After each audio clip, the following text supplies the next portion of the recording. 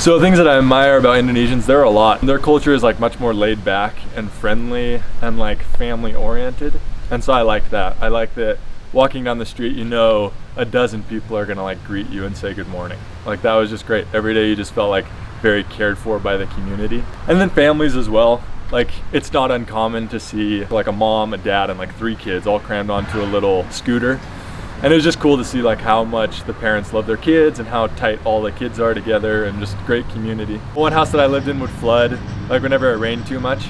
And so when it would flood, we'd just open up the back door and the front door and we'd take brooms and we just kind of let the water flow through our house. A person that lived in the house before me, he was a big American as well, and he climbed up on the roof for some reason, and one of his feet broke through the ceiling right above my desk where I worked.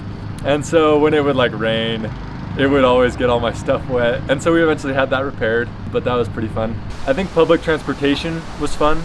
A lot of times you'd be on like one of their little buses. Here in the US, maybe you'd fit like 6 people in the car, but they would pack in like 16 people, none of which you know.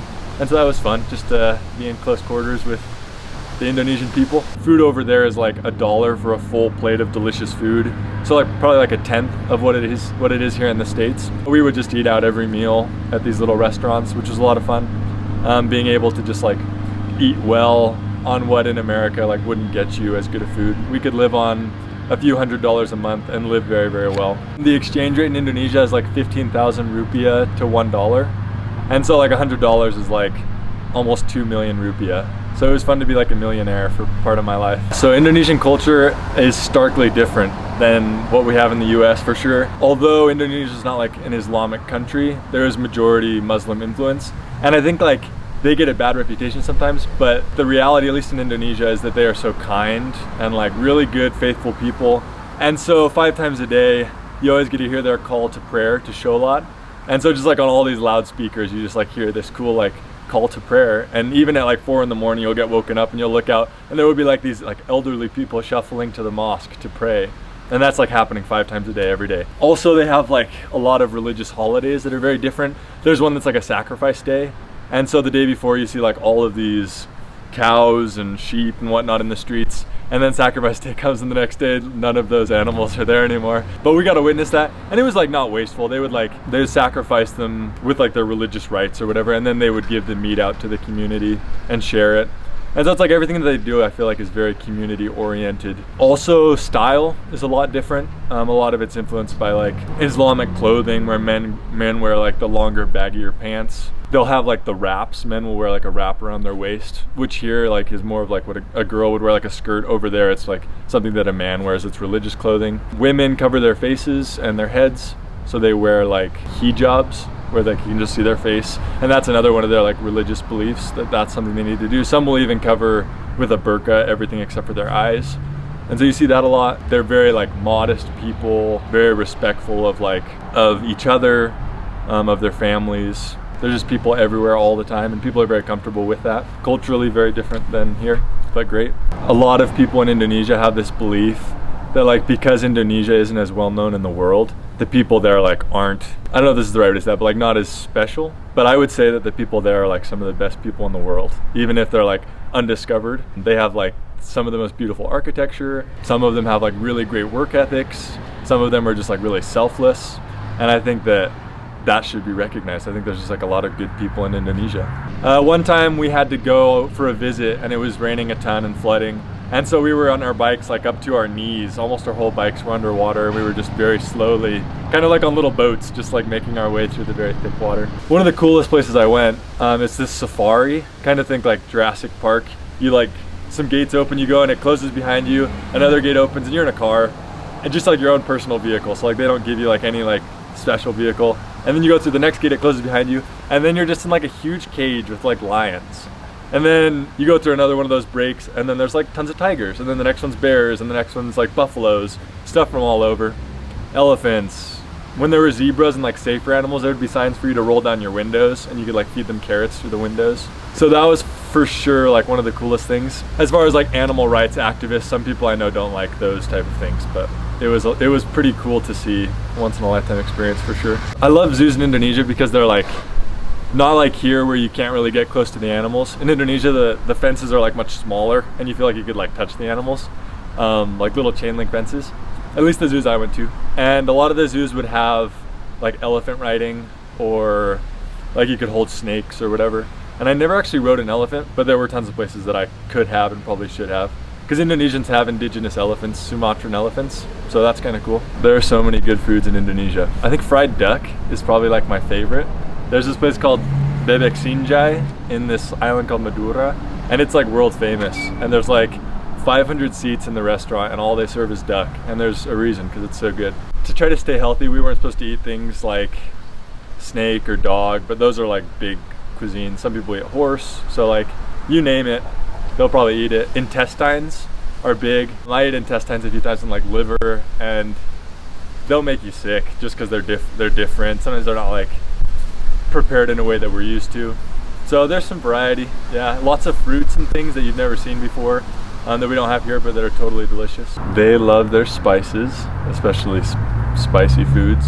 Chicken is big, rice. I actually really like the cuisine there. Something called sambal. It's kind of like salsa, but it's just peppers, so not as many of like the other types of vegetables that kind of dilute the spiciness, so just pure spicy.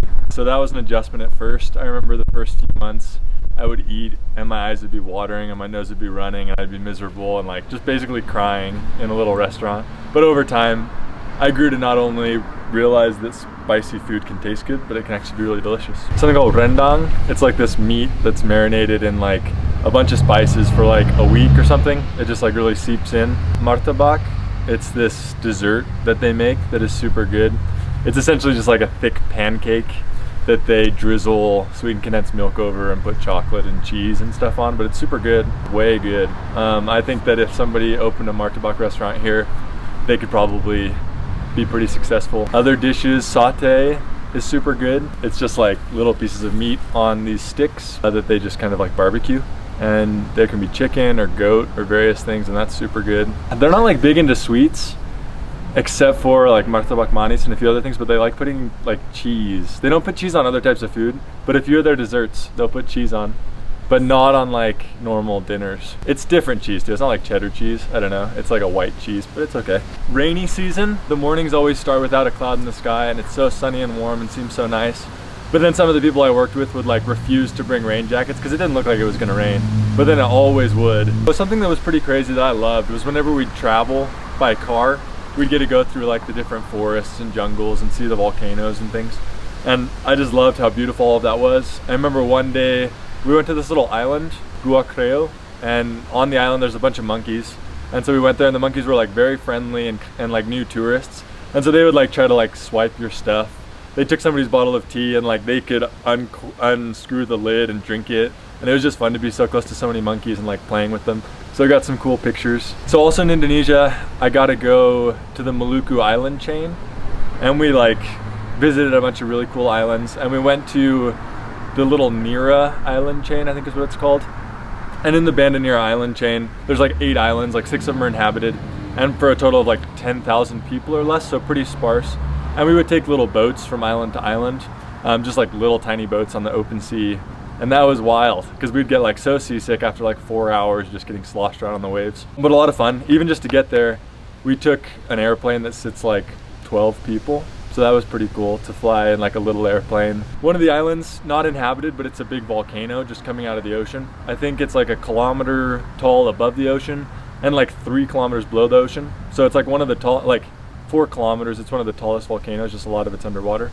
And we were able to hike to the peak of that, and that was really cool to see like steam coming out of the ground and be on an active volcano. Snorkeled a lot around those islands and volcanoes, and there's just all sorts of amazing fish and things to see. Biggest culture shock on arriving to Indonesia was definitely just coming out of the airport and just being hit by like this wave of humidity. The first place I lived is kind of a suburb of Jakarta, which is the capital, super populous. And I lived in a city called Bekasi, and Bekasi is like very, very populated. Everything is just like cemented over, not a lot of plant life, very packed, people everywhere. Public transportation's crowded, traffic all the time. Like open sewers, things like that. Like instead of like underground sewage, a lot of times it was just like open troughs.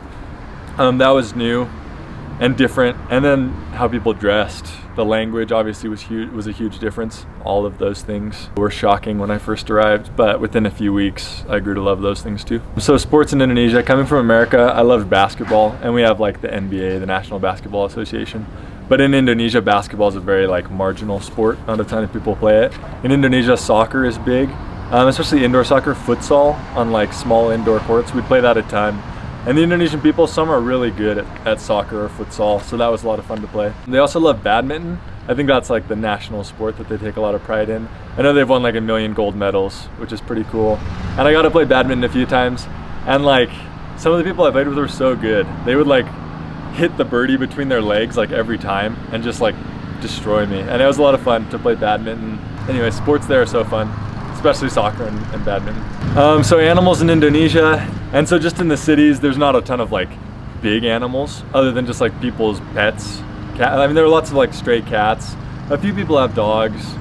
You'll see like the occasional like pig or horse or goat, but not a ton of that type of stuff. But then you go to the zoos and you see like all sorts of cool things.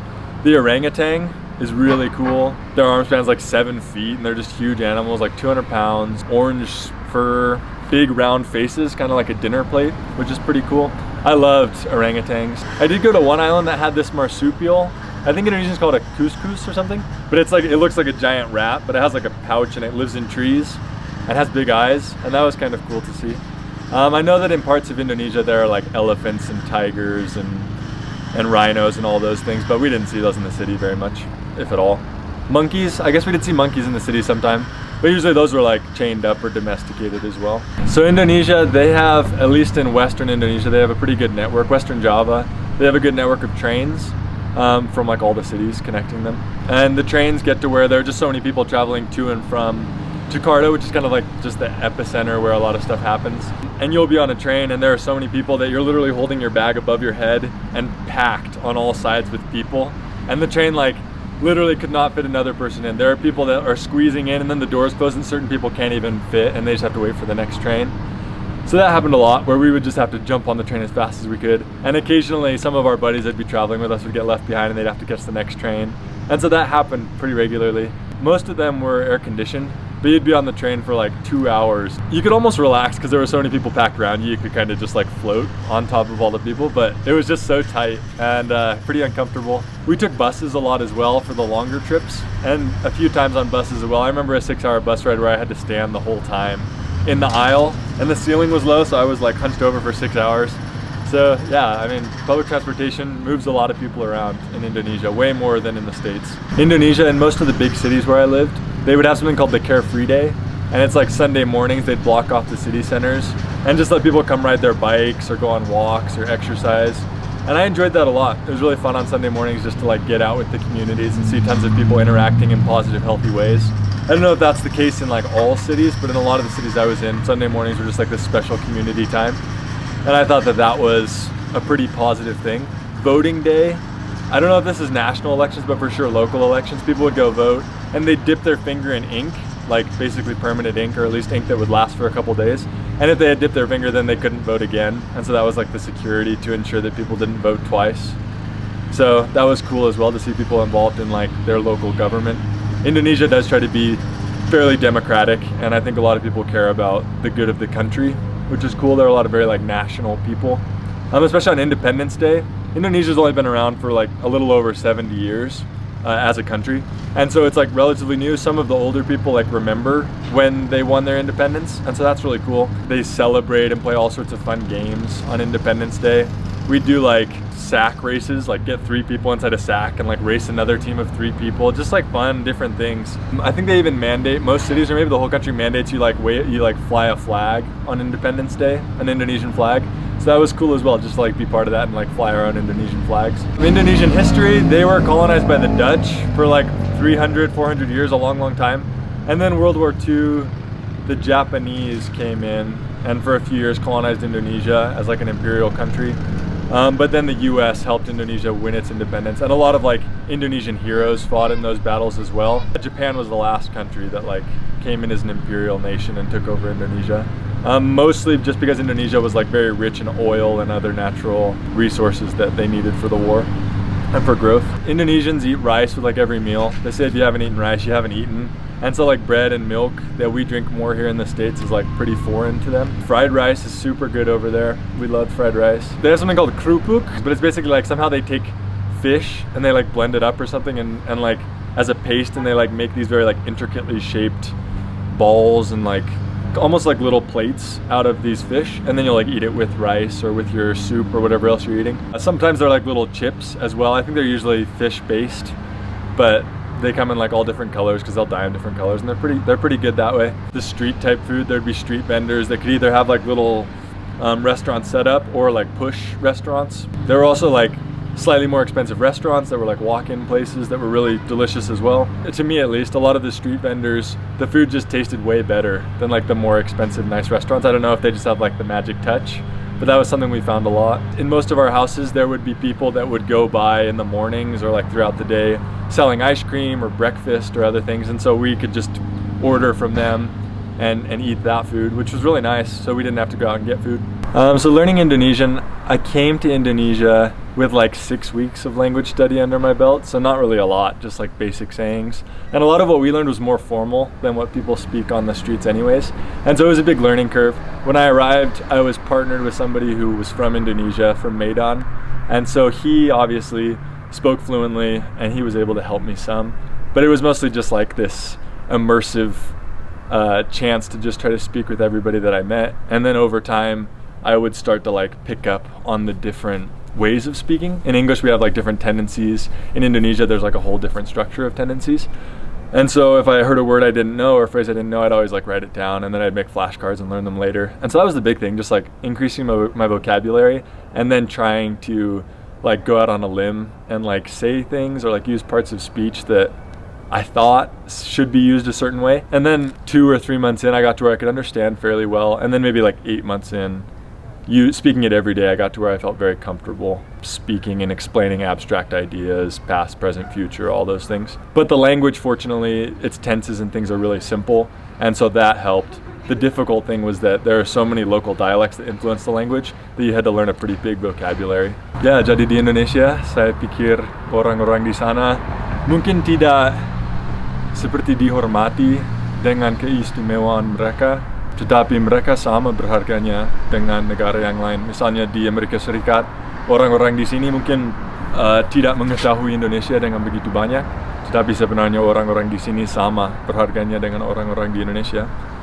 Saya percaya bahwa orang di sana benar-benar istimewa. Mereka punya keluarga yang kuat dan mereka ingin memelihara lingkungan yang baik juga dan yang menerima.